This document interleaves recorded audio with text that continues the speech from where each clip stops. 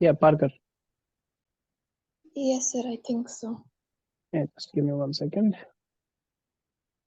I'm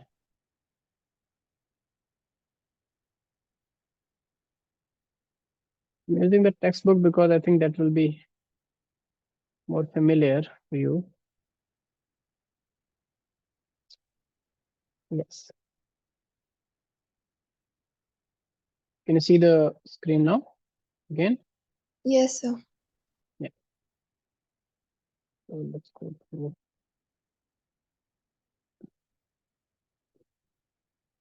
Yeah, here. So you understood. So your question is how to cut DNA at specific location, first thing, right? So to cut the DNA, remember we talked about these restriction enzymes here. So there are two kind of restriction enzymes. Restriction enzymes cut nucleotides, and the specificity comes from the fact that each restriction enzyme recognizes a particular sequence on DNA, right? Now Yes, your question is how do we how do we select restriction enzymes so that I can cut out one particular gene of my interest, right? yes, sir. Yeah. So what we do is we have hundreds of restriction enzymes library. We choose endonucleases, not exonucleases, because endonucleases are the restriction enzymes that cut the nucleotides from within. And how they cut? Basically, they recognize a specific sequence, which are mostly palindromic sequence. And for example, can you see this part here? Let me just zoom it a bit. Yeah. Can you Yes, see? sir. 1 second. Yeah. So this part, let's say GAATTC, and from this side also it's GAATTC. So if this is the region where the restriction enzyme binds and cuts the DNA, in our gene of interest, we will check if we have this sequence or not, and where is this sequence if it is present. And what we ideally want is that this sequence should be present before my gene starts and also after my gene ends, and should not be present anywhere in between the gene. You understand why? A stretch of 6 base pairs, GAATTC, should not be present if I'm choosing this restriction enzyme. It should not be present anywhere in the gene. It should be present before the gene starts and after the gene ends, and not very far away. Okay. A little bit before the gene starts and a little bit after the gene ends. Do you understand why, Parker? So that it can cut at like a specific location. Yeah, so that we can cut out our gene of interest without damaging it. Understand? It's like Yes, sir. cutting out it's like cutting out a picture from a bigger chart. So if you want to cut out a small piece from a bigger chart, you will cut around it, right? You will leave some gap so that the actual picture does not get damaged, and you will not cut within the picture, right? Make sense? Yes, sir. So on that basis we choose restrict. So first we look at the whole sequence of our gene. Once we have the whole sequence, it could be even thousand millions of base pair long a gene.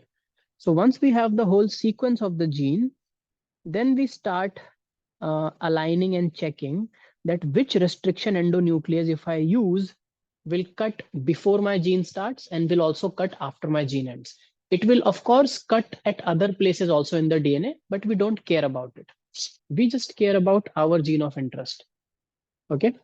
And once we recognize that okay, this particular restriction endonuclease will serve my purpose the best, then I choose it, and then I do the whole genome extraction, like we discussed how to extract the DNA from a cell or organism, and then we treat it with that endonuclease enzyme.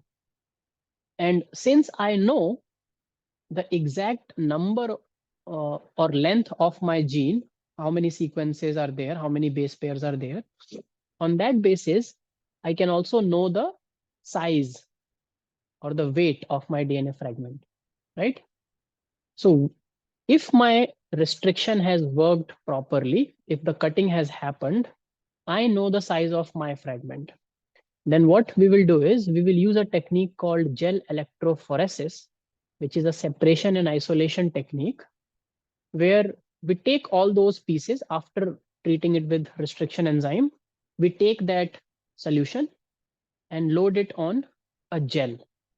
Now, the gel is a agarose gel, and agarose gel, the interesting thing about agarose gel is that agarose is a polymer, the biological polymer, and it solidifies when it cools down.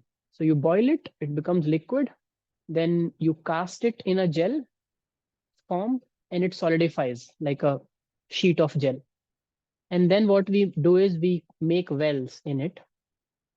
So these wells are nothing but just places like um, potholes where we load our sample, and then on one side you will have a positive charge, and on the other side you will have a negative charge. Now, DNA, what kind of molecule is DNA, Parker? What is the overall charge of DNA molecule?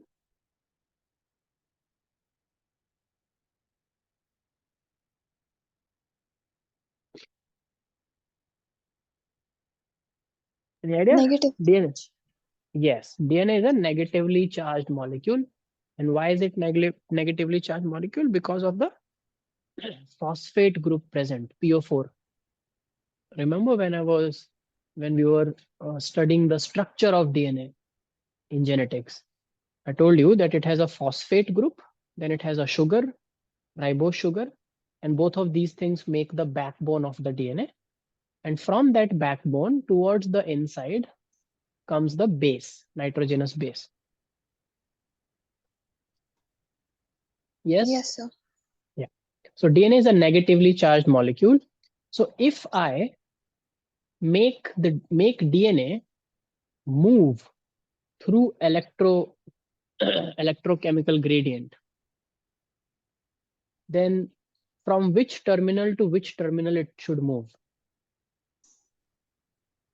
It is negatively charged. Should move So towards the positive terminal. perfect. So it should move towards the positive terminal, right? Yes, sir. Now, where the wells are, on that side, should I put positive terminal or negative terminal? Positive. Negative, because I want the DNA to move away from it, from where the wells are, right? If we have Yes. positive here, it will move backwards and come out of the gel. We want it to move in this way. Can you see my cursor on the sheet? Yes. Yeah. So these are the wells where it is loaded, and we want it to move in this direction, right?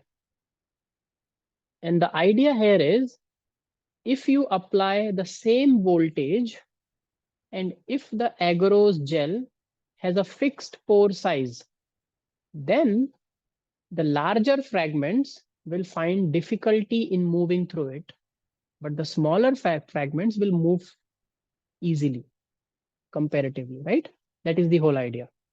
So on the side of wells, towards the wells is the negative terminal, because DNA is also negative, and away from the well is positive terminal. That's why the DNA starts moving away from the well. And as it keeps moving, it also keeps getting resolved in terms of its size, right? Because you are applying the same push through the voltage gradient, but the same push will work differently for a bigger molecule and for a smaller molecule. If you apply the same amount of push, let's say there's a bus and there's a bike, the same amount of push will move a bike more. Yes or no? Yes, sir. And why will that happen in a solution? Because we have made a gel. Imagine a gel like a bush. If the bushes are dense and I make a small rabbit and a deer move through those bushes, which one do you think will easily move through the bushes and which one will find difficulty? Rabbit. Why? Size Because it's gradient. Yeah, because it can easily go through the small gaps between the bushes, but a deer will get entangled with the antlers and stuffs like that. So that is the same concept here. So the DNA here is labeled.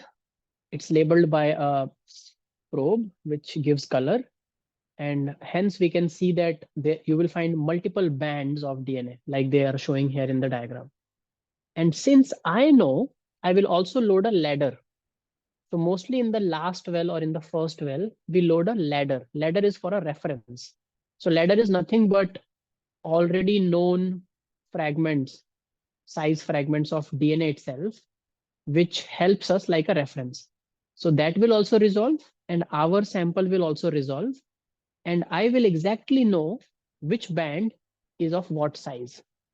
And because I already know that my gene is of what size, the band that will correspond to my gene size will be my genes band.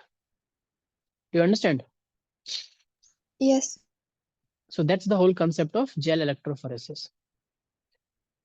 Okay.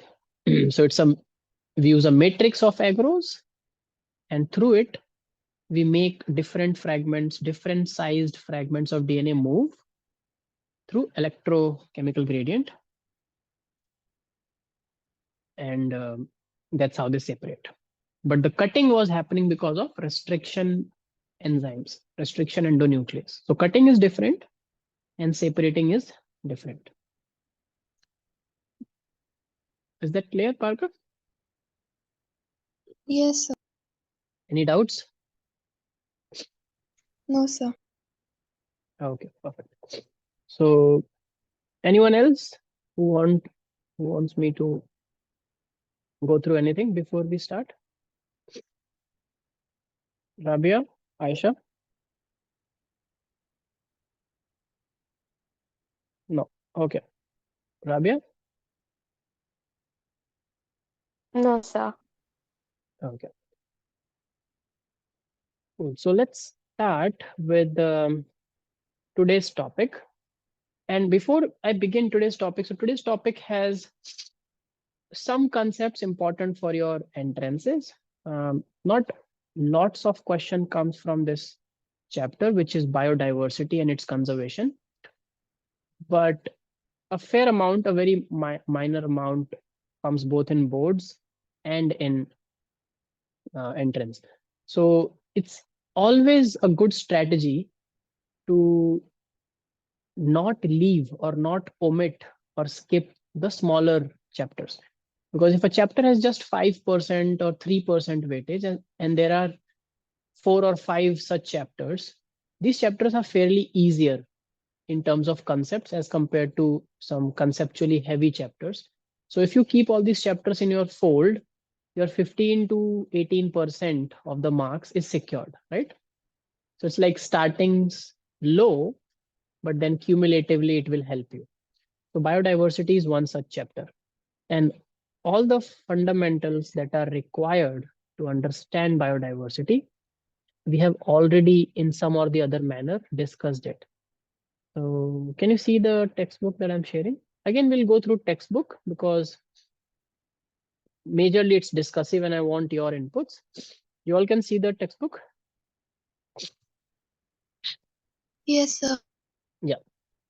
So yeah. So but before we go to biodiversity, we already talked about ecosystem in the last chapter. And what was ecosystem? Someone would like to give a 1 line or 2 line summary of ecosystem?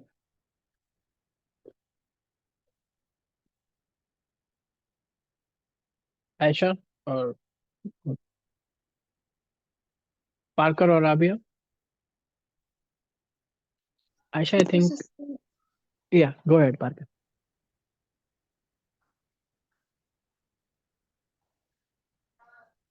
It is it in an ecosystem, the living organisms interact among themselves and also with the surroundings and the physical environment. Right. So in one line, can we say that when we say ecosystem, we are talking about the functional unit of natural world? Can I say that? Biological Yes, world, the functional unit, because that is where the function is happening. I want to understand any kind of behavior, I will go and study ecosystems, like population behavior. If I want to study interactions between different population and species, again, I have to go out in the ecosystem and study that, like mutualism, predation, parasitism, all these interactions we also talked about, correct? Now, what do you understand by the term biodiversity? And how can you differentiate it from ecosystem? What are these two things, biodiversity and ecosystem? What do you think is a biodiversity?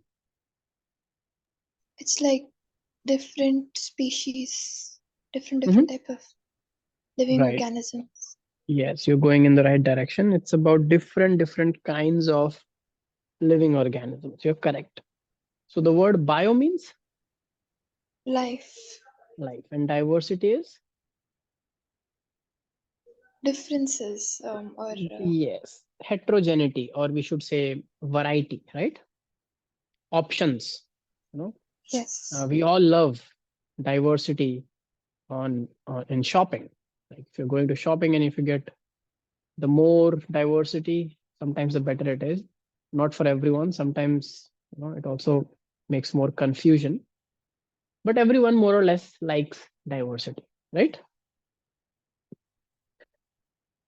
Same yes, same thing applies to nature. It's very beneficial for the nature to have diversity. And can you tell me why do you think it's beneficial for nature to have biodiversity? Like, what would have been the problem? So this is the question that you know small kids often ask in primary schools, or even like you must be thinking about it, that we have birds, but why we have so many different kinds of birds? Why not just like two or three kinds of birds more in number and it's done, sorted? Why we have like thousands and thousands of different varieties of birds? If you talk about pigeons, then you will have 20 different kind of pigeons only. Why? What is the point? What is the need of it? And that is a question that is asked when people debate between in the earlier times, when people started realizing that creation, the theory of creationism might not be enough to explain everything, because when the question was asked that um, why will a creator create something with very subtle differences? It's like subspecies in a species. If you talk about crows, you go to different places and there are different crows, which actually are different species of crows. But what is the need of it? When you have rabbits, you have different species of rabbits. When you have cats, you have different species of cats. So why? So clearly there must be some benefit. That's why nature selected it. It's not like they just exist it because it's will of the creator. So why do you think there is a benefit? Is there a benefit, first of all? Do you believe there is a benefit, everyone? If we have, yes, yeah. And since you have now studied genetics, I would like you to link this concept with genetics and variation concept, and tell me, what do you think is the benefit?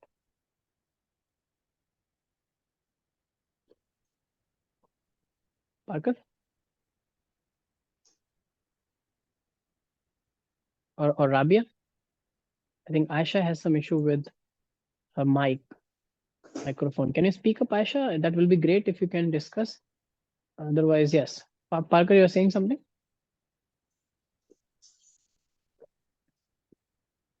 like every organism they have like a purpose.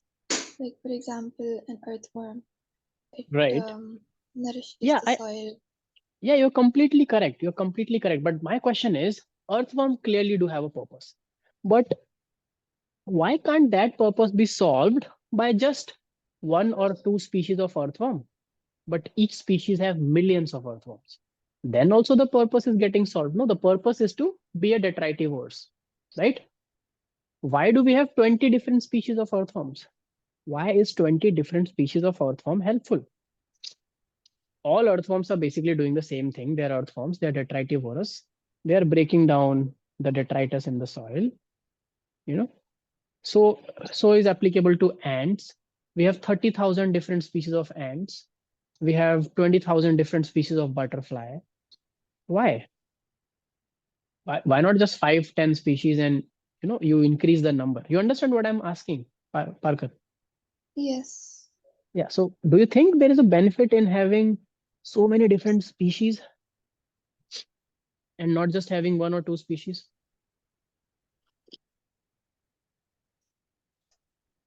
Anything you remember from studying in genetics, Mendel's law or something? Recom Yeah, how do these different species come up? That's that is where the recombinant answer is. Sorry. recombinant DNA. Yeah. But, what do we call that outcome? What happens because of recombination? And by the way, it can also be achieved not just by recombination. There is one more way to achieve that outcome. What is the most important thing which is present in sexual reproduction that makes it a better form? Male and female gametes. And so, what is so good about gametes? What happens in sexual reproduction, which does not happen in asexual reproduction? Outcome. I'm not talking about the process that they form gametes. Why is this whole business of evolving a more complex reproductive mechanism? This is a one marker question. What is one standout benefit of sexual reproduction over non sexual reproduction?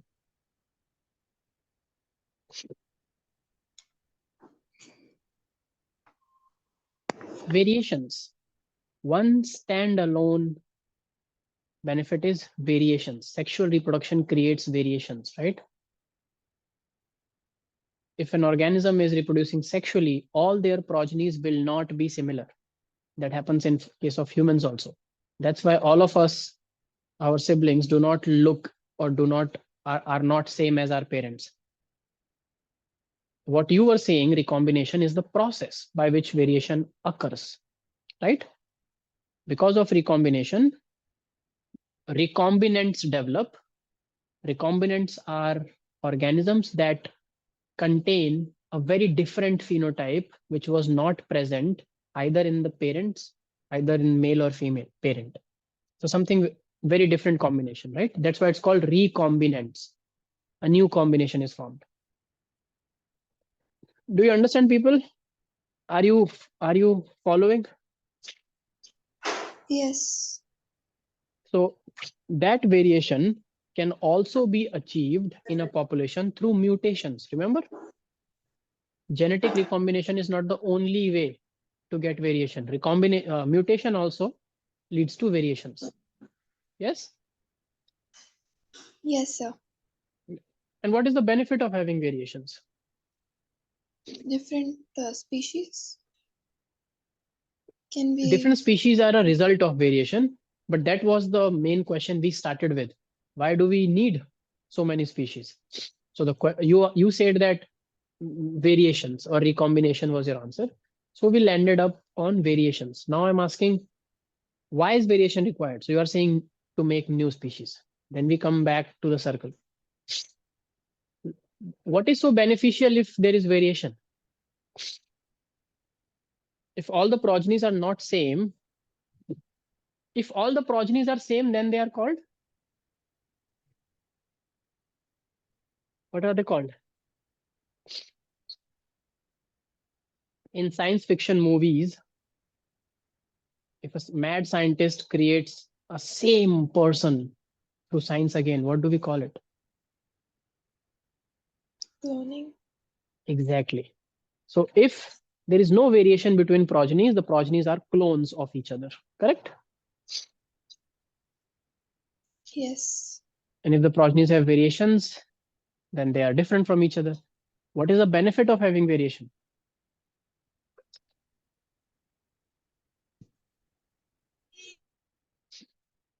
Does it help in survival in any manner?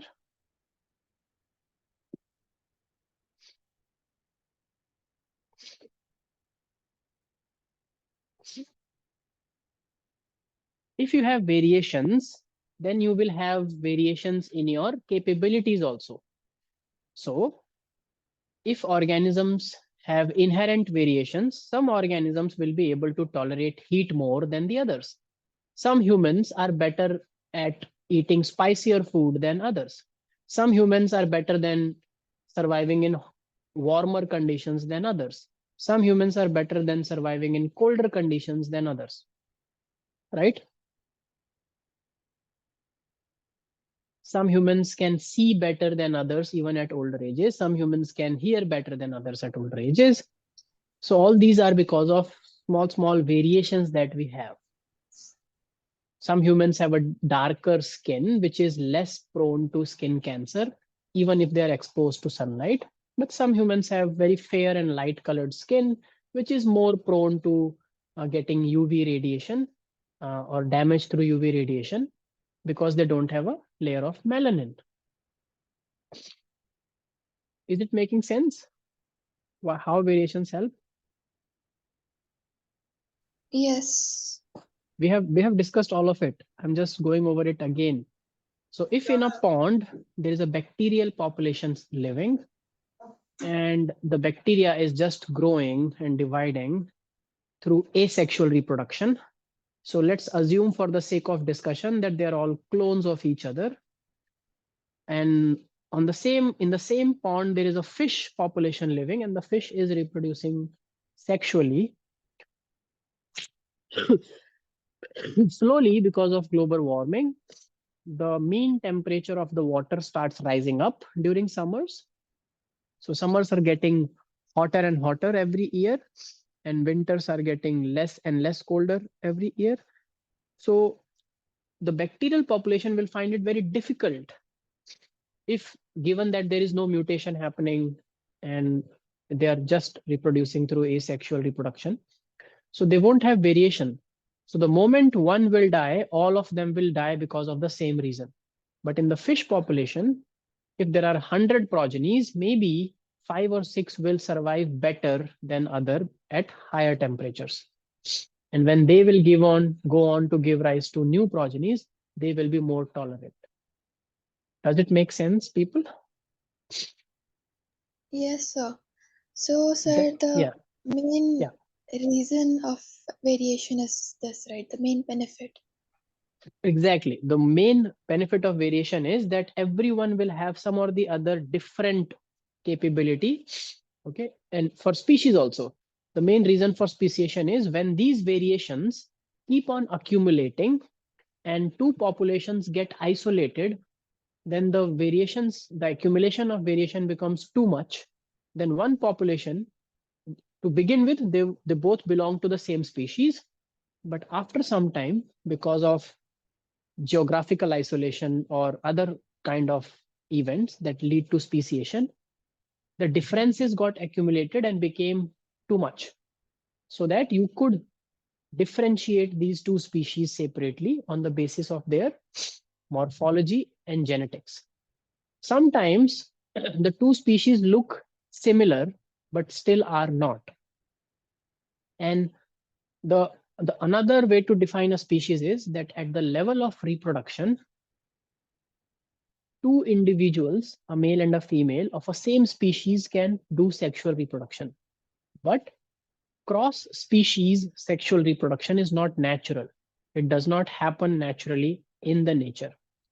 So there are different species of parrots, there are different species of pigeons, but all these, and we name like one pigeon is your normal pigeon, which is the gray pigeon. Then you have yellow-footed pigeon. Then you have uh, some other forms of pigeon. But all these different species then get reproductively isolated. So they cannot now reproduce cross species because they have their variations in their genetics have accumulated over time. The same was true for humans. Remember, I told you that at one point of time, we now have evidences that strongly suggest that more than one species of Homo used to live on the planet, right? Homo neanderthals, Homo sapiens, Homo erectus, they used to live together. Do you understand? Homo Devsonians, etc. Yes. So that's the whole point of variation. Now there are two things that very interesting two things that came up from our discussion. One is that this type of diversity, this type of heterogeneity does not only exist at a species level. For example, when I was talking about humans, I was telling you that some humans are like this, some humans are like that, but did you notice that all of us are the same species? We are all Homo sapiens. A human in America, a human in Africa, a human in Asia, a human in Australia. All of us are Homo sapiens, right? Capable of reproducing. So any human from any part of the world, if he or she marries any other human from any other part of the world, they still will be biologically reproducible, and they will produce a fertile offspring that again will be a Homo sapien. We have the same number of genes, we have the same number of chromosomes, but still there is a lot of heterogeneity among humans. Yes or no? Does it make sense? Yes, sir. So what does this tell you about variations?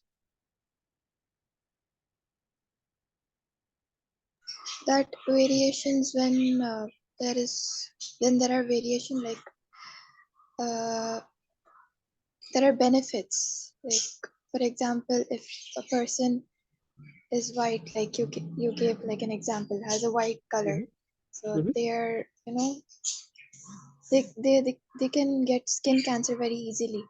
But like the people who have like a darker skin, they won't get they won't get skin cancer that easily. So like that's an example. But like variations help that way. Like if there are variations, more and more Yeah, but benefits.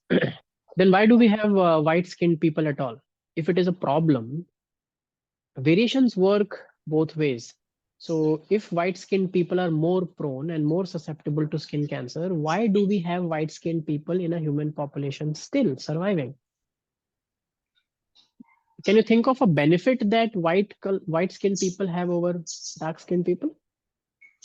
The dark skinned people having benefit over white skinned people is what you told me. But is there, but white skinned people are still surviving, no? So don't you think that there must be some benefit for that as well? Is it that they can absorb vitamin D properly? Uh, yeah, right. You're in the right direction, but we don't absorb vitamin D. We make vitamin D in the body. Okay. So they absorb sunlight better. Okay. The skin Yes. cells and the tissues beneath the skin cells can absorb sunlight better because there is no, it's like their skin cells do not have a sunglasses, which is melanin. So that's why you will see that naturally, where will you find dark skinned populations of human? Will you find it in colder countries like in European countries, or will you find Mm, it more towards equator? towards the equator. Exactly. And where will you find fair skinned populations? Towards the pole. Towards poles. Yeah, because now does it make biological sense to you? Why? Yes. And that's again, if we understand science and biology, we will realize that there is no way you can discriminate anyone on the basis of anything, because biology has its own ways to evolve. Everything has Yes. a benefit because in the region where they evolved, that was necessary, right? Same goes for short-heighted and tall-heighted people. You will find tall-heighted people, the populations in plain planar regions, like in plains, right? But as you go high in altitude, if you go to mountainous regions, all the mountainous clans or people who live up high in the hill and mountains, have you seen very tall people up in the hills and mountains, like people living in the Himalayas or somewhere else? They are Tall. short. They are short, or they are tall. What are you saying? Are they tall? No, I've never seen like noticed Tall people. or tall You have never people. noticed, but yeah, Yeah. you should. So if you'll go to and when you are noticing, you should not notice tourists. You should notice the native people. So the native people who are mountain based clans, they are short heighted. Why? Because it's easier for a short heighted person to climb up the mountains, up and down both. That's why you will see that kids can very quickly climb up a hill as compared to a tall adult. Because how does it help? Because if you're short, your center of gravity is much lower to the ground. So your body does not, your muscles does not have to bear extra force to pull you or push you up the mountain. Do you understand? You will Yes. always see that people who are very tall, if you ask them to hike, they have to bend their posture. Then only they will be able to climb up. Do you understand Yes. why are they bending their posture? Because to bring, there is a physics behind it, to bring the center of gravity lower, closer to the ground, so that you are more stable. Okay, does it make sense? Because when we climb, we are moving at an angle. We are not moving straight. We are moving at a plane which is at an angle of inclination. The steeper the angle is, the harder it is for a tall person to climb. Make sense? But Yeah. sir, aren't tall people more flexible? More flexible. Yeah. Uh, like flexibility in the sense you're saying, uh, aren't tall people uh, can can can they not quickly come down and touch their feet? No. Uh, no. Then Like flexibility in what sense? like So there is a term you know. called agility. Of course, they can be more agile, like they can do quick reflex actions, but that even Yeah. short people can do. But the fact that tall people are more flexible is not always true. That depends on, in fact, if a person is way too tall, um, they have more chances to develop back pain in their life. Uh, because again, the whole concept is that the center of gravity of the body is away from the ground. Make sense? Yes. Tall people could be, their benefit is they can be good ballers, basketballers, right? But when it comes to running, if you are short, you have an advantage over tall people when it comes to running faster or climbing faster up the hill, because your center of gravity stays low and you are more balanced. I'll give you an example. So, uh, which one do you think is more stable while moving? A single decker bus or a double decker bus? Sir, can you repeat? Which among the two is more stable when it is moving? A single decker bus, like a bus with just a single deck, or a double decker bus, which has two layers where the people can sit? A So the single length, deck and why is that? because it's small. Because it's small. So if I make it a long bus, it's still single decker, but it is long, like a train. So isn't a train stable? Especially when it turns, which one can topple quickly? A single decker or a double decker?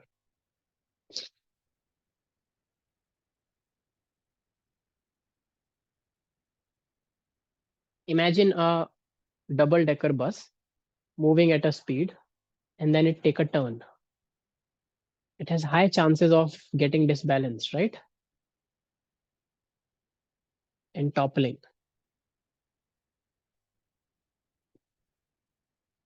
Do you understand that, Parker? Yes, sir. Because the same thing, the center of gravity, which keep things balanced, the lower it is, the more balanced it is. That's why you will see the most of the super speed cars, they're they're not very high up from the ground, right? They're they're very low based, low floor, like Ducati, Lamborghini, all these very high speed cars. If you'll see, they will not be like SUVs very high up.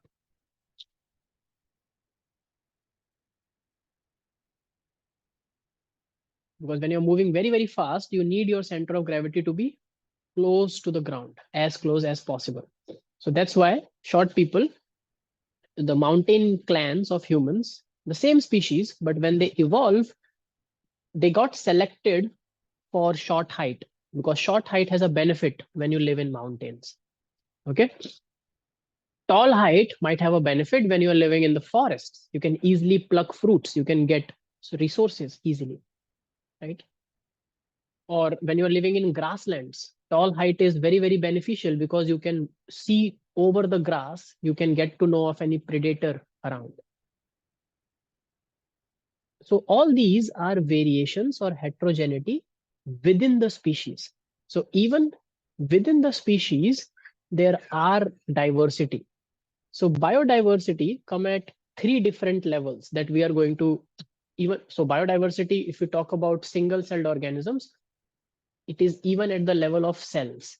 But what we are going to talk about in this chapter is at three levels. One, at the level of genetics, okay, which is like even in the single species, there is lots of genetic diversity, like we talked about humans. Then at the level of species, like Parker was talking about. And third is at the level of the ecosystem that we have studied in the last chapter, ecosystem. So that's why I was trying to connect it to ecosystem as well. Okay. So when I talk about genetic diversity, as you can see on the board, within a species, if you see the distribution of the species, and it is not just for humans, we have same species of plants that grow in different geographical locations. Okay. So they have given example of Rauwolfia vomitoria. It is a medicinal plant and it grows in the Himalayan ranges, and it also grows in other regions apart from the Himalayan ranges or at different altitudes. They are also found high up, and they are also found towards the valleys and the planar areas. And what people figured out is that the same species of the plant, it produces a chemical called reserpine, and reserpine is the active chemical that is used for its medicinal um, effects. And they see that due to the genetic variation which is there in the plant, depending on where it is growing, excuse me, where it is growing, the potency of that chemical is different. Is that is that clear? Does that make sense? Aisha, Parker, does that? Sir, can you explain again? I got disconnected. Yeah, sure. So I was saying that the diversity that we're going to talk about in this chapter are at three levels. Excuse me. First is genetic diversity at the level of organism within the same species. Organisms are very different from each other. We talked about humans, and it can be clearly understood with the example of humans. But your book gives an example. If you can you see the genetic diversity part, the paragraph? Would you like to read that, Parker, for me? And you will also get Yes. to understand. Yeah, just read the genetic diversity part. A single species might show high diversity at the genetic level Mhm, over its distributional range. The mhm. genetic variation shown by the medicinal plant Rauwolfia vomitoria, Vomitoria. Yeah. growing in different Himalayan ranges, might be in terms of the potency and total concentration of the active chemical reserpine that the plant produces. India has more than 50,000 genetically different strains of rice and 1,000 varieties of mango. Yeah. So these are the three examples of plants. So the same plant, the same species, Rauwolfia vomitoria, which is a medicinal plant, and the active chemical that they secrete is called reserpine. Now, based on where this plant is growing in the Himalayan ranges, at higher altitudes or at lower altitudes, you will see that the potency and concentration of this chemical is different. So it is the same species, but if you are collecting it from some mountain ranges of Himalaya, they will be better in treating or in their medicinal properties than some other varieties growing lower in the altitudes. Or it can be the other way around also. But do you understand that it is called genetic diversity within the same species? Sir, Yeah. Yeah. sir, Parker, go ahead. what uh, does it mean by potency? Potency is how the effect of the chemical. How potent is the chemical? So if I take one leaf of this plant, let's say the leaf has that chemical which has medicinal values. Okay. So if I take one leaf, how much effect it will cause? So it will cause different effects if you are taking that leaf from a plant which is growing high in the Himalayas versus a plant which is growing at a different altitude or a different place. So that's called different potency. Potency is the how effective that chemical can be, potent. Okay. Yes.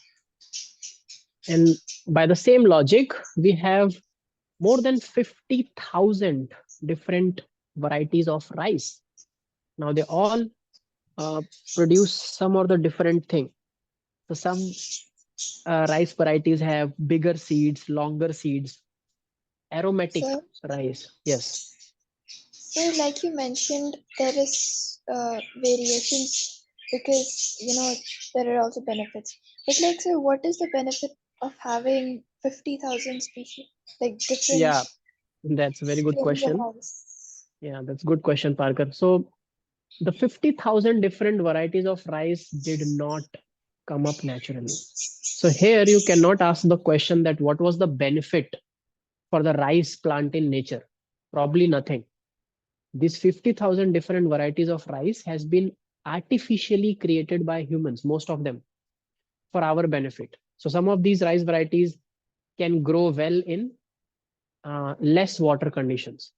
So if you have a rice variety that takes less water, you can even grow rice in regions where there is no abundance rain, etc. Otherwise, you will culturally, back in the past when biotechnology was not a thing, you will see rice growing in certain regions only, right? In India, if you go to Punjab, Rajasthan, these places do not have high rains, right? So in these regions, you won't see rice growing. But now it does. Rice was limited only to the alluvial plains of Ganga and Yamuna, the northern plains of India, Bihar, Jharkhand, Odisha, in the northeast, because they had abundant water. And rice as a plant needed a lot of water. But because we have created genetically modified varieties of rice which can grow well in less water conditions, that is a different variety. So naturally, for the example of rice, there may not be, because they have not naturally um, come up. We can't say they have evolved, but we have created them. But they do have a benefit, even in low water conditions, even in other stress like high temperatures or humidity, or some of the varieties contain more than just starch in them. Some are vitamin enriched rice varieties, some are iron enriched rice varieties. So we also, the person who's eating that rice will also get the quota of vitamin fulfilled, vitamin A especially. So there is a golden rice variety which is called vitamin A enriched rice variety, and that was created because people normally in poor states of the country, they used to get starch through rice and some proteins through pulses, but they started having vitamin deficiency because most of the diet like fruits and dry fruits and other things through which vitamins come in your body, they were not having access to that food. So if you can have a vitamin enriched rice, you can imagine how it's going to help, right? It's going to help a big time. Does that answer your question, Parker? Yes, sir. And same goes for the varieties of mango. Through artificial selection and breeding, we have created a lot of varieties of mango, and there the difference is some mangoes are more pulpy, some are more juicy, some some have a hard pulp. You cut and eat them. Some mangoes can be just you know Sour. yeah, some are sour, some are tangy, some are very sweet. So all these different things for commercial, and making varieties of mango is mostly driven by commercial purposes. Okay, and also they are region specific. So you will see that some kind of mango are only attributed to some places because the conditions there, like you must have heard of Alfonso as one of the variety, right? So to grow Alfonso, you need certain kind of conditions like proper temperature. It shouldn't be too much high. It shouldn't be too much low. The rain shouldn't be beyond a limit. They also shouldn't be very less. So all these factors also count in. So that's the benefit of having varieties. And since all the mangoes that we have in India are the same species, Mangifera indica, and all the rice that we have in India are the same species, Oryza sativa, and within the species we have so much of diversity. That is what the point here is, that it's genetic diversity. Make sense? Yes. Okay, great. The second diversity, which is important, is at the level of species. Of course, which Parker only talked about, that it's important to have different species um, of the same kind of organism, like different species of amphibians. So you will find in India, two of the biodiversity hotspots are the Eastern Ghats and the Western Ghats, the jungles of the Eastern Ghats and the jungles of the Western Ghats. They are more like very high rain prone forests. And if there is more water, you will see that amphibians love to live in places which has abundant water. And you can understand why, right? Because amphibians depend both on land and water for their life cycle, right? That's why they're called amphibian. So Yes, sir. but still you will see that the Western Ghats have a greater amphibian diversity than the Eastern Ghats. Okay, so that is species diversity. Okay, you will find more reptilian diversity in places which are more dry, because reptiles, they don't require much water. They have scales on the body, so they can live in dry conditions, as dry as deserts. So in deserts you will not find amphibians. If I'm not wrong, do we find amphibians in deserts at all? No.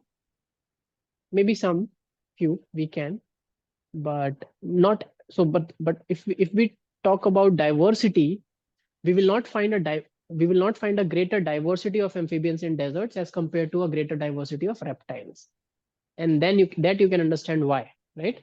Because reptiles are better in adapting and surviving in drier conditions than amphibians. Make sense? Yes, sir. Yeah. So that's at the level of species. And third is at the level of ecology, ecosystem, which is called ecological diversity. An ecosystem we studied in the last chapter. So even at the ecosystem level, we should have diversity. All ecosystems should not be similar. So if if every jungle is a grassland, if every jungle is a rainforest, then it's a problem. The fact that there are deserts, rainforests, mangroves, coral reefs, wetlands, it's very important. Often we think that deserts are wastes, because in general, the amount of species diversity that you find in desert, let's say for amphibians or for mammals, is lower than what you can find in forests or rainforests or other places. So deserts is a problematic place. So if you if we convert deserts into forests, it's a good thing or it's a bad thing? So it's not a good thing, it's a bad thing, because then you are reducing the ecological diversity. Getting rid of all the deserts and converting them into green forests is also a problem. So there is a recent, not very recent, but there is a report that scientifically proves hypothesis, like theory, it gives a theory which has reasons that just because of Sahara Desert and the location where it is, the Amazon rainforest is surviving. So if you do a thought experiment where you cover the whole Sahara Desert with solar panels, okay, so that the desert does not get a lot of heat, then over time, if the desert starts becoming greener, then it will affect the the Amazon rainforest, which is across the ocean in the American continent, and Sahara is in the African continent. There is too much of distance between them, but still they play a very, very crucial role in each other's existence. How? Winds that carry a lot of sand from Sahara Desert are rich in phosphorus, and they deposit these sands in Amazon forest over time, slowly, slowly. That gives Amazon forest a lot of nutrient to keep growing and thriving as Amazon forest. So if you disturb the balance and remove deserts, at some other place, something else is going to be disturbed. So do you understand why ecological diversity is also very important? So all sorts of ecosystems are important. We don't just want one type of green ecosystems and the non-green we don't want. So deciduous forests are as important as evergreen forests, right? Yes, sir. Does that make sense? Okay, great.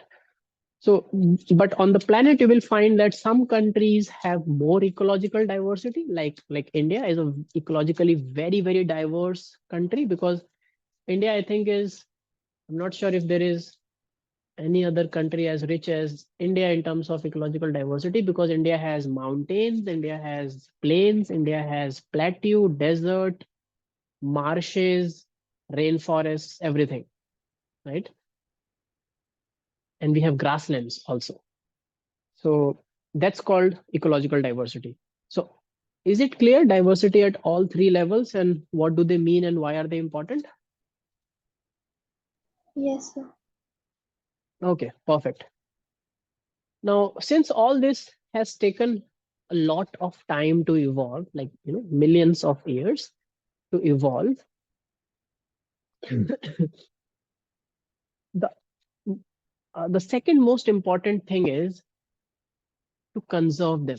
So currently, the pace at which this biodiversity has evolved, we humans are destroying it at far greater pace. Okay, so it did take millions of years for a marshland to come up. Okay, but you can just lose it by starting farming around that area, So, and you know why marshlands are very, very important? Why marshy forests or mangroves forests are very, very important? Any idea? Any idea what are mangroves? Have you heard of Sundarbans in the Bengal state of India? A major part of it is also in the Bangladesh, which is another country. But have you heard of Sundarban Delta or Sundarban forests? Yes, sir. Those are mangrove forests. So what is special about mangrove forest is that this forest is partially submerged. The trees are partially submerged in the water throughout the year. So they have adapted, these trees have adapted to grow and develop in water. And so has the animals that live around. Now, one of the biggest benefit of having mangroves in that region is uh, when you have disturbances in water currents, like when you have cyclones or when you have uh, um, typhoons and tsunamis, if you have mangroves, they act as a barrier. They do not allow sudden flooding to happen in these regions. Because when water will rush in with great force, the mangroves will act like a barrier to that great force. Make sense? So all these different kinds of ecosystems keep the balance of not just the life in that forest, but also the seasons, the balance of the season, water, rainfall cycle. All this also is regulated by ecosystems. Okay. Now, just make a guess. How many species do you think are there on the planet currently? Like including humans? Yeah, human is just one species. So if you count 800 crore humans, 8 billion humans, it is just you are counting just one species. So we are too much of one species. That's both good and bad. Good because too many humans, which means too many able minds, which means if we work in a united manner, we can achieve a lot, right? We can just make this world far better place and we found it. But we are not doing that, Humans are all consumed by their own greeds and greed of power, money, hatred, hatred for the other religion, hatred for the other culture, hatred for the other country. So all this is very different topics which cannot be tackled in science textbooks. But when you're counting humans, just count one species. So even if you remove humans from that whole counting list, you are not losing much. You are losing a lot in terms of biomass, but in terms of diversity, you are not losing much. So just make a guess. How many total number of plants and animal species you think are there on the planet currently? Over like billions? Billions? No, we don't have billions. It's less than 2 million to be like, the ones that we have found. Now I'm the I think the number is somewhere around 1.56 or 1.7, I think 1.8 million at max. But taking into account that many species have yet not been found by human, so we keep finding different species of amphibians, birds, mammals, and whatnot every other day. In Amazon only, the rate, if you look at the number of species that were found in the last 1 year, the rate is you in Amazon, one new species of something is found every week. That is the rate at which you can find new species in Amazon. Because Amazon is a major portion of Amazon rainforest is not studied and not explored still. So let's settle for less than 2 million, which is a lot, around 20 lakh different species of birds, insects, mammals, amphibians, reptiles, fish, everything. And each species has a huge number also. Just if you just I was saying human. So one species has 8 billion individuals in it, right? Accordingly. But do you know that whatever we have on the planet now, if you take into account the total number of species that ever lived on the planet, like right from the time when planet Earth was habitable, we were not the first species to come and start living, right? We know that in evolution we have evidences for it, which are fossil records. The most obvious evidence is fossil records. We don't find those organisms which used to live millions of years ago now, correct? Yes, sir. So if you a theoretical estimate of how many species you could have been in totality lived on the planet, then the number that we have now on the planet is around just 1% of the total, which means 99% of species that have lived on the planet no longer live on the planet. So they got extinct. They used to live back then when the climate was accordingly, so they could live in that. And the climate changed, new species came up, and the older one could not keep up with the pace or could not survive. And this is still happening constantly. So extinction of species is not something which is not natural. So when we talk about that species are going extinct, we often think that, oh, this is something very bad happening. But it's not. It's natural. 99% of the species, dinosaurs, they are no longer there. And we didn't kill dinosaur. We could not actually. If you think that way, if dinosaurs were not, were still present, humans or mammals in general could not have evolved so much. But they are no longer here. So many species of birds and insects are no longer on the planet. So that's natural. So what's the problem with extinction? The problem is when this whole debate of conservation of biodiversity, why should we conserve biodiversity, is because it's not extinction, but it is the rate at which extinctions are happening now and the reason for it. So the rate at which species are getting extinct now is very fast. And the reason for it is mostly human centric activities which are human influenced, or industrialization or expansion of human territories.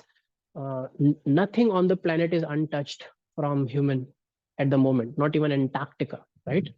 We have touched and we have penetrated each and every ecosystem. So we have, even in the deepest trenches of Pacific Ocean, we have found plastic, straw, bottle caps, polybags. So imagine how much time it would have taken that straw to reach the ocean bed. So someone who must have thrown that plastic in the 1960s is now lying at the Pacific Ocean bed, where humans could not reach, but our waste did reach earlier than us. Do you know that there is a whole patch of waste floating in the ocean, which is called the Great Dump? It's such a great patch of waste which is floating in the middle of the, I think, Pacific Atlantic somewhere. It's They estimate that it's bigger than Texas, the whole state of Texas. It's bigger than that. Imagine a waste patch floating in ocean which is bigger than a whole state. It's too much, right? So this is why we are concerned about biodiversity and the rate at which it is declining. Diversity is becoming lesser and lesser. We are losing a lot of diversity. Okay. So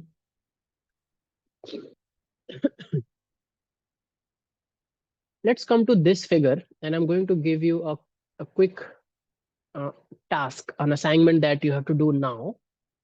So look at this figure 13.1. Everyone, can you see this figure 13.1?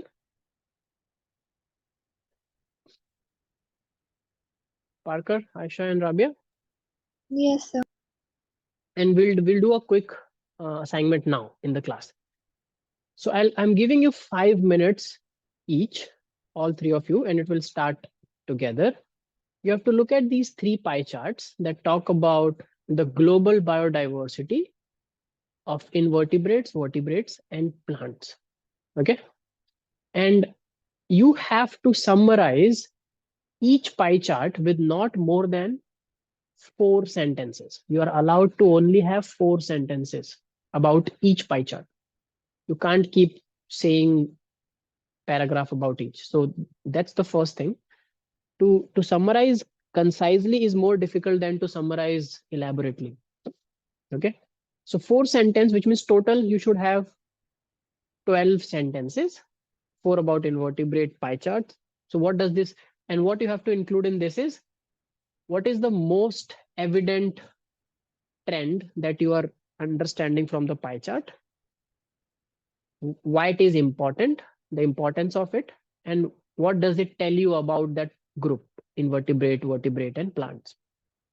And if you think there is a mistake, or if you think that something is not making sense, you can include that as a note. Do you understand, Aisha, Parker, and Rabia? It's simple observation and summarization in just 4 sentences. Okay, Parker? Yes, sir. Okay, and your time starts now, 5 minutes. And I'll be silent for those 5 minutes, and you will make those statements in silence. And after that, everyone will tell their. And Aisha, if you cannot speak up, then you have to write in the chat. Sorry. Okay. And your time starts now. Go ahead. And in between, if you have any doubt, feel free to speak up. Give me a thumbs up, everyone, if you have started doing this.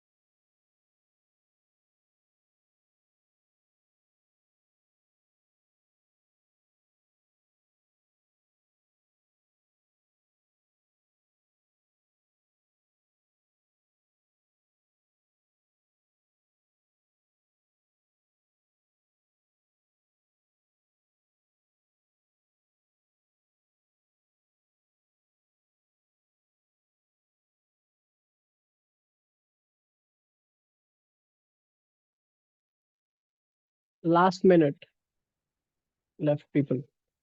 Everyone.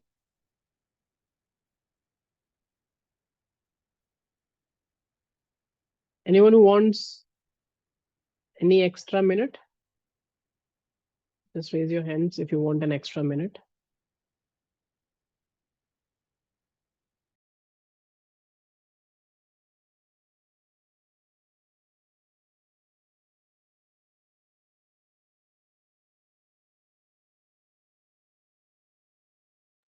Okay, if not, then let's begin. So let's start with Rabia this time. Rabia, are you there?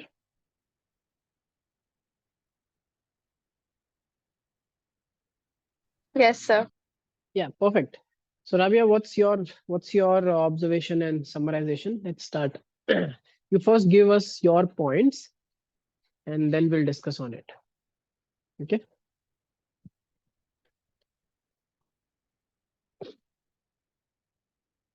So let's start with how have you made the points divided between invertebrates, vertebrates, and plants?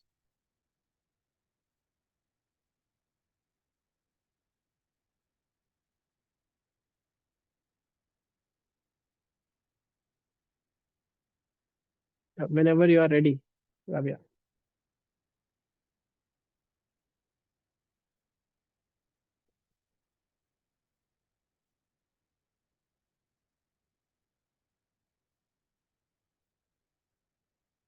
Okay, my voice is lagging for Rabia.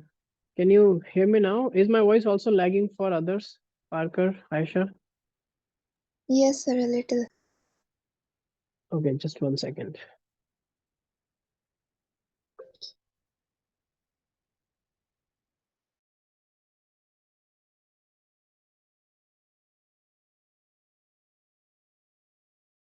Is it any better now?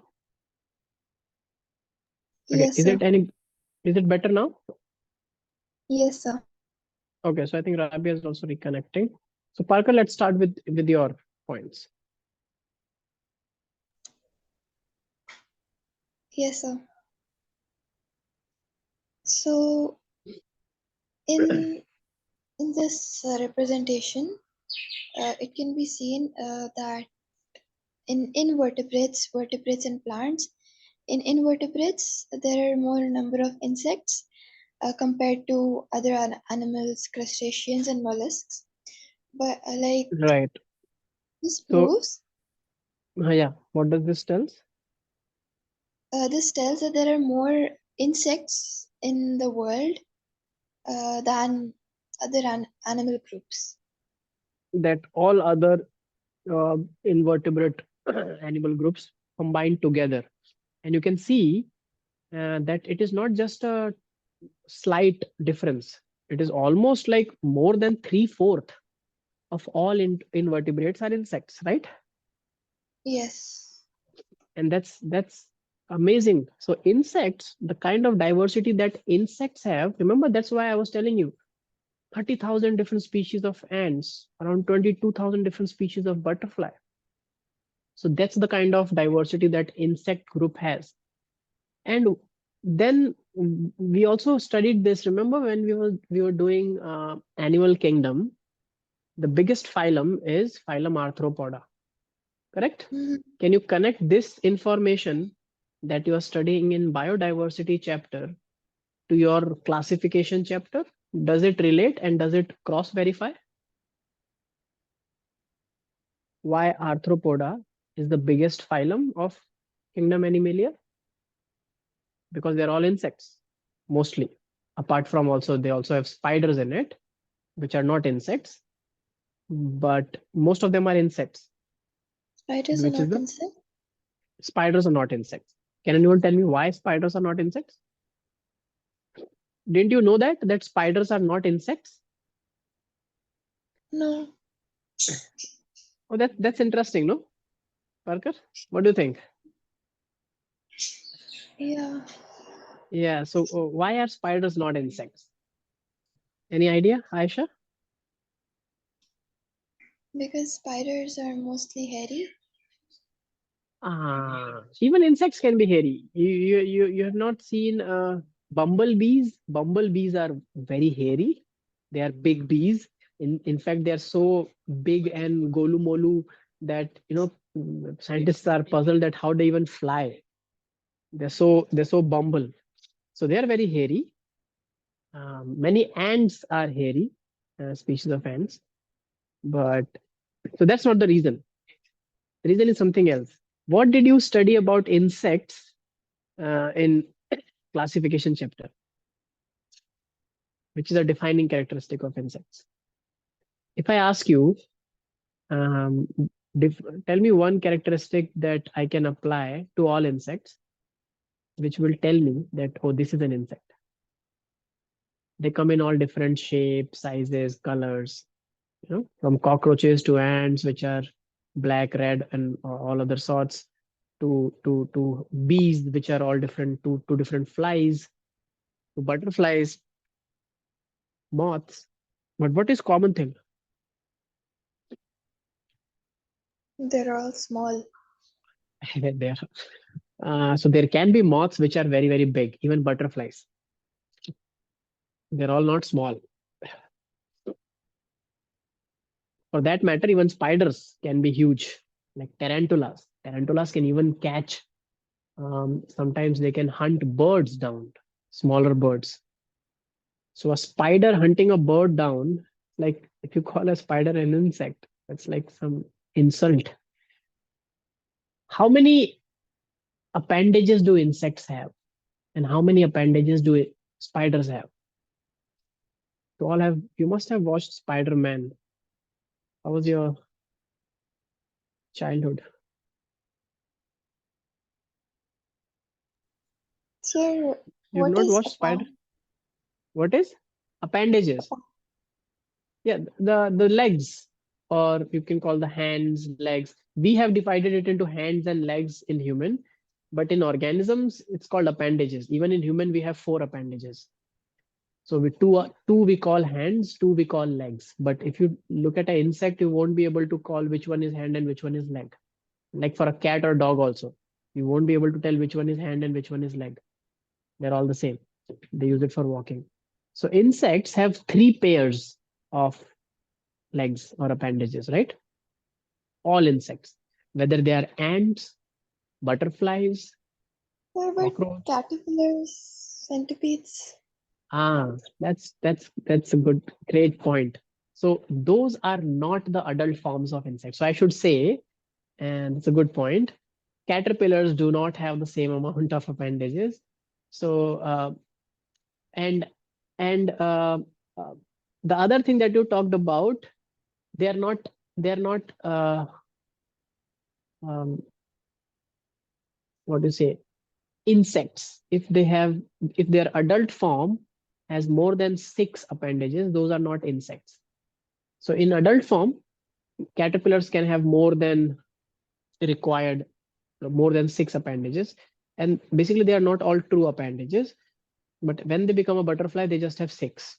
Butterflies, ants, cockroaches, honeybees, flies, everything has 6 appendages. But a spider has 8. 8 appendages. Correct. Right? So spider it qualifies as an animal. It's a different group called arachnidae. So they belong to that and not to insect. Okay, Yes, sir. cool. And then what was the second largest phylum in kingdom Animalia? First was Arthropoda, and second largest phylum was Mollusca, soft-bodied organisms that live in the water, oceans mostly, Sir, right? Mollusks, yes. sir, can I please be back in like 1 minute? Yeah, sure. Yeah. So yes, so you're there, Aisha, right? You remember Mollusca, the second largest phylum? So they do not have a hard shell or covering on their body. In fact, they have a internal structure which is very, very hard and sharp, called radula. That's how they were defined. And they could change their shapes very easily because they're soft bodied and do not have very hard portions. And if you see in this pie chart, mollusca is, we can clearly see that it is the second, but it's starkly very different, very less than insects, but clearly the second most important or the second biggest group. And this all other animal groups combined is of course bigger than mollusca, but they are all other animals combined, okay, in invertebrates. If you see vertebrates, what do we understand? Yes, Aisha, your points about vertebrates, or if you want to add something about invertebrates. Okay, I'm reading your points from the group chat. And correct, you are right that they do not have a vertebral column, but those are the details that you cannot uh, understand from this pie chart, right? So remember, if this kind of a question comes in your boards, try to write more about what you can see in the graph or in the data, because the data nowhere suggests that invertebrates do not have a vertebral column. So it's not necessary to write that when you are explaining this figure, this graphic. Okay.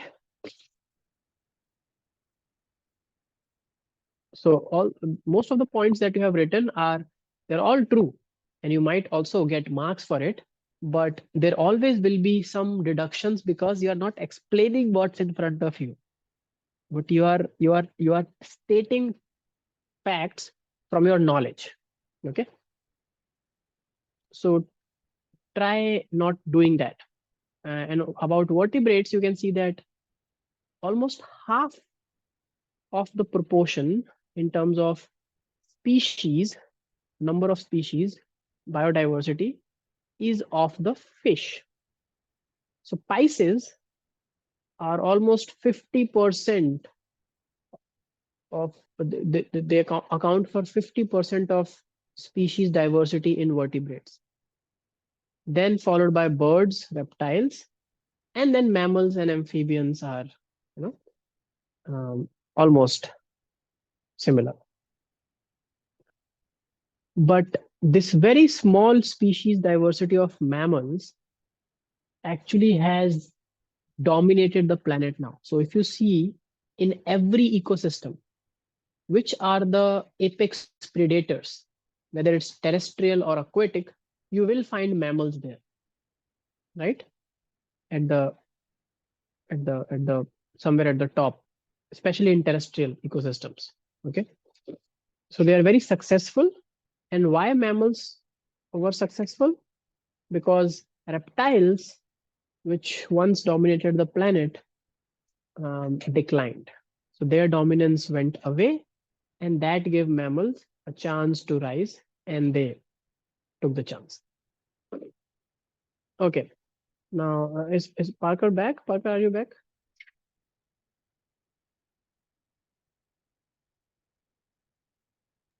No. Yes, sir, I'm back.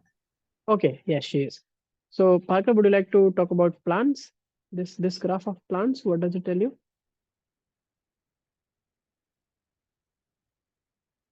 Sir, it explains how the species of Yeah, fungi it species. explains. Yeah, it explains the species diversity. Correct. Yeah, go ahead.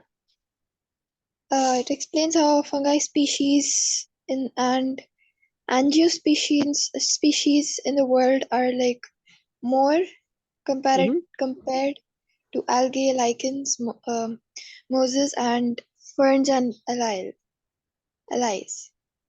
Right. So For fawns and allies are very less, and also lichens. Now, I'll ask you certain questions on this. So, on the basis of this graph, there are many questions that can come up in for explanations, or if you have paid attention. One thing is, I think there is a small mistake in this graph, in this pie chart. Can you tell me what is that mistake? If you have paid attention to the 5 kingdom classification given by Robert H. Whitaker. You studied that, right? 5 kingdom classification. Yes. What were the 5 kingdoms, Parker?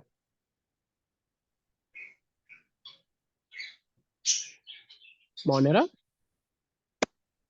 about prokaryotic bacteria, right? Protista. Yes. The third one was And Animalia. Okay, fine. yeah. And Plante. So these are Plant. 4: Monera, Protista, Animalia, and Plante. What was the 5th one? Fungi. Exactly. So fungi is a different kingdom. It is neither fit to be put in plants. It's also neither fit to be put in animals. But here in this, they have shown fungi, the species diversity of fungi under plants. So that is one thing. But let's just accept it. Okay, fine. They have done it. The second thing this graph tells you that if you talk about true plants, if you take fungi away, majority of the plants are angiosperms. So again, does this data verify our understanding when we were studying evolution of plants? Remember that evolution of plant chart? There was one figure that talked about evolution of plants, and we could see the branch that goes to angiosperm was the widest of the branch, right? Towards the extreme right. That tells us that angiosperms, also in terms of species diversity, are the most diverse kind of plants on the planet. Okay. And fungi, of course, are very, very diverse because what is the reason that fungi are very diverse is because they are very opportunistic organisms.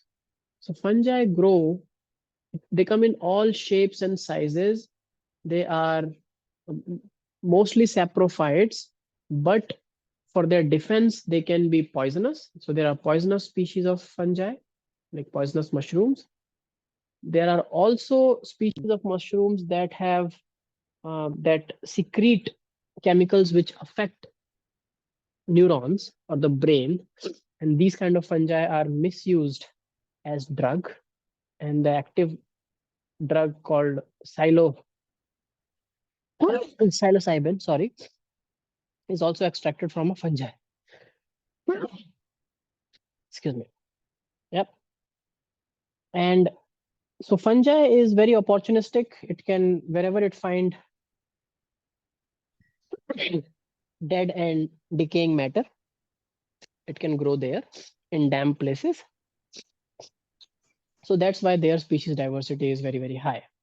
And if we talk about lichens, why do you think lichens are very less in terms of species diversity?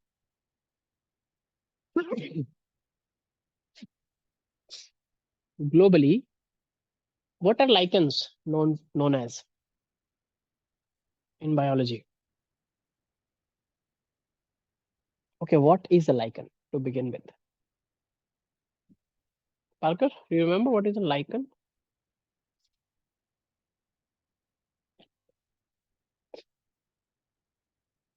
So that's the beauty of NCRT. It gives you a lot of information in a very compact manner as a capsule. And most of the time we just overlook it. And when it comes in exam or entrance, we have no clue where it is coming from. So if a question comes in entrance, which of the following will have the least species diversity globally? Lichen, algae, mosses, angiosperms. You will be Lichens. lichens, right? And why? Do you understand the logic behind it? Because lichens are a symbiotic association between a fungi, a fungal partner, and a No. algae. Yeah, an algal partner. And lichens are called the natural indicators of pollution, right? They will not grow in polluted environment at all. So if you go to a place and you find a lichen there, you can for sure say that the AQI of this place is very, very low. It is not a polluted place. That's the reason you will not find lichens in Delhi, Mumbai, Kolkata, in these cities, because lichens do not survive where the environment is polluted, the water or the air is polluted. Okay. Yes, sir. And you can understand that major global cities, industrial hubs, we are dumping a lot and lot of pollution in the environment, in water, in air, also in the soil. So the diversity of lichen will not increase, it will only decrease in the future. Correct? That's why lichens are the least in terms of number of species. Does it make sense, Parker and Aisha? Yes, sir. Okay, perfect. So what you will do is, just I'm giving you a homework to read this part called pattern. So in the next class, I'm going to again a little bit of mathematics we are going to deal with, where I will teach you about the species.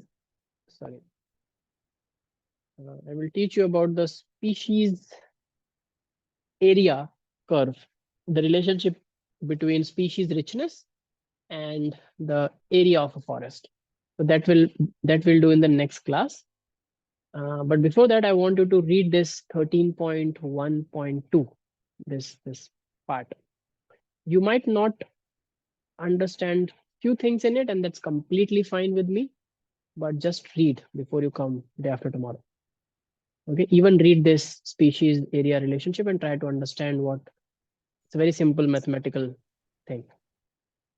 And yes, so in the next class we'll talk about loss. We already understand that loss of biodiversity is happening, and then we'll go to some causes why this loss is happening and through what mechanism this loss of biodiversity is happening. And the final portion is conservation.